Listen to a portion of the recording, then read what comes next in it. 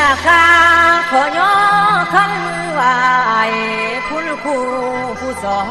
นสั่งเฮาสมหมักสมหวังเป็นคนดีที่ห่อผู้พ่อครูเจ้าได้สั่งสอนคุณครูเอ๋ยท่านอย่าได้เลือดทอดในท่านอยู่สบายจิต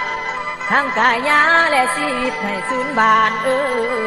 ยเจริญก้าว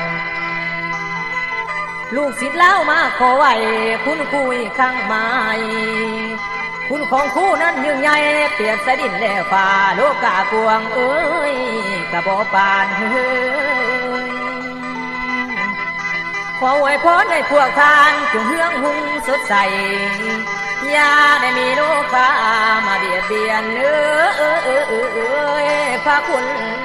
เจ้า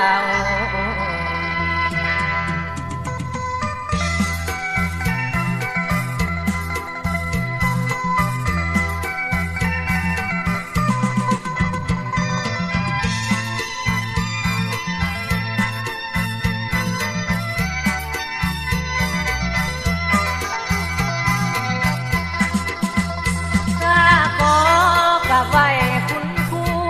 ที่สอนความรู้ฝึกฝนวิชาบทเรียนที่ต่างๆนานา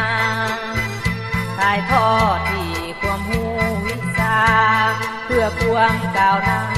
ของศิษย์ทุกคนข้าขอจดจำคุณครูที่สอนความรู้พวกเขาผ่านมาบึงแยงตัวหน้าคุณธรรมศีลธรรม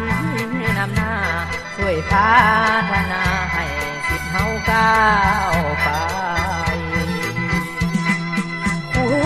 สอนให้ด้วยความตั้งใจให้ศิษย์เฮาก้าวหน้าบนใดข้าช่วยแก้แปรให้สู่แนวยังบ่แล้วเป็นห่วงชีวิตญาติเฮาติดสังคมบ่ดีหลายด้านเมื่อถึงบ้านเงื่อนซ่านพ่อแม่ครูยังแลนำเยี่ยมศิษย์เจ้าบ่ไหลดวงใจของครูแสนปาสือล้ำเลิศสิเหนือสิ่งใด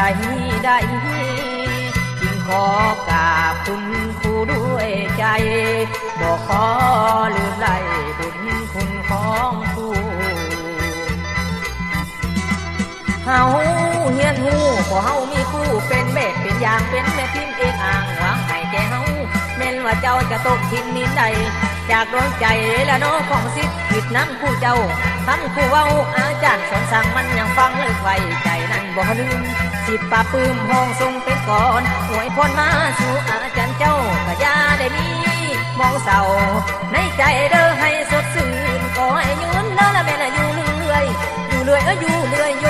บ่มีมือแม่นเปลี่ยนสีเกียรติเจ้าสร้างมาคุณครูสูงทรงเกียรติเจ้าสร้างมาคุณครูสูงทรง